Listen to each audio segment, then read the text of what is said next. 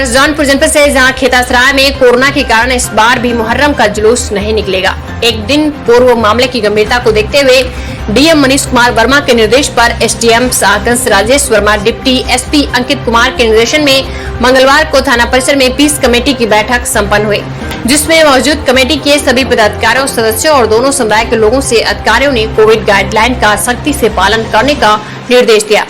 Deputy SP Ankit Kumar ने कहा, corona virus अभी पूरी तरह से खत्म नहीं हुआ है, इसलिए इस बार भी मुहर्रम का जुलूस नहीं निकाला जाएगा। वहीं दूसरे दिन हिंदू मुस्लिम एकता मंच के मेंबर मुहर्रम जुलूस के संचालक मोहम्मद असलम खान ने मीडिया की प्रेस वार्ता करते हुए क्या कहा, आइए देखते हैं यह रिपोर्ट खेतासराय जौनपुर से मोहम्मद सहनवर अंसारी की। लोगों की मीटिंग कल थाना खेतासराय में उप जिलाधिकारी महोदय, एसडीएम साहब और हमारे सीओ साहगंज क्षेत्राधिकारी और कोतवाल हमारे राजेश यादव जी ने मीटिंग लिया, जिसमें सारे ताजियादार खेतासराय में 18 ताजियादार व चौकीदार हैं, 2 अखाड़े हैं। हम लोगों ने लिखकर अपनी मर्जी से स्वयं कोविड-19 को देखते हुए पूरे देश में जिस तरह से बीमारी फैल रही है, हम लोगों ने तय किया इस वर्ष हम लोग न ताज़िया बनाएंगे, न चौक पे रखेंगे, न किसी किस्म का जुलूस व जलसा करेंगे।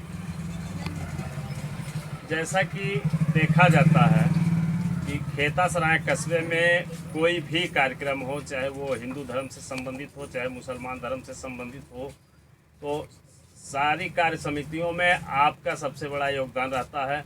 जैसा कि पिछले साल भी ये कार्यक्रम जब हुआ था तो आप ही के मार्गदर्शन में हुआ था। आप सदैव आगे रहते हैं और दोनों धर्मों को मिलाकर चलते हैं। इस पे आप क्या कहना चाहेंगे? धन्यवाद।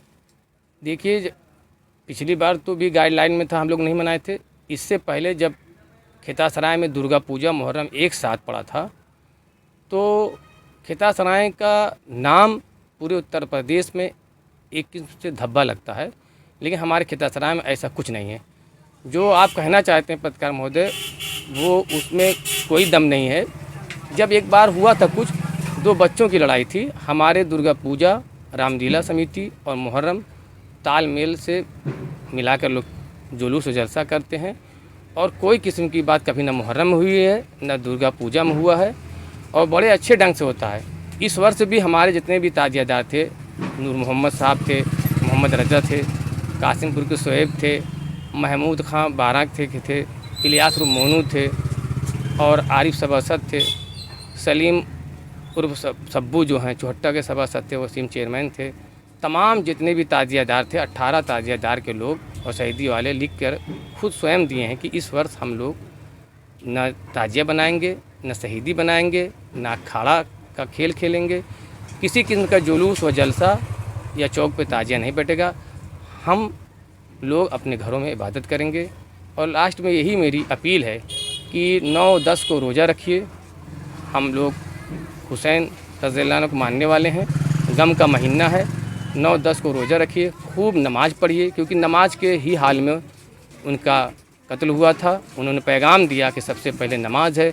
इसलिए ईद और बकरीद की अलविदा की इतनी बड़ी नमाज जब चली गई, तो ये तो ताजिया एक हम लोगों का रस्म है। इसलिए एक संदेश है हुसैन रज़ियल्लाहु अन्हु का कि अब हम लोग अपने घरों में नमाज़ पढ़ें, कुरान पाक की तिलावत करें और 9-10 को रोज़ा रखें और फातिहा कराएं अपने घरों में।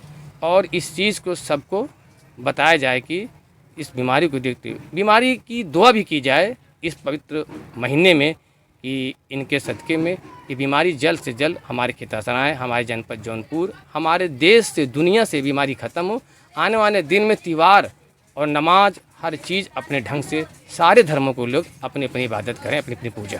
शिया धर्म गुरु कलवे जवाद ने जो डीजीपी की गाइडलाइन है, यूपी डीजीपी, उसका विरोध जताया है। इस पर आप क्या कहेंगे? देखिए, मैं रीड भी देख रहा था टेलीविज़न पर।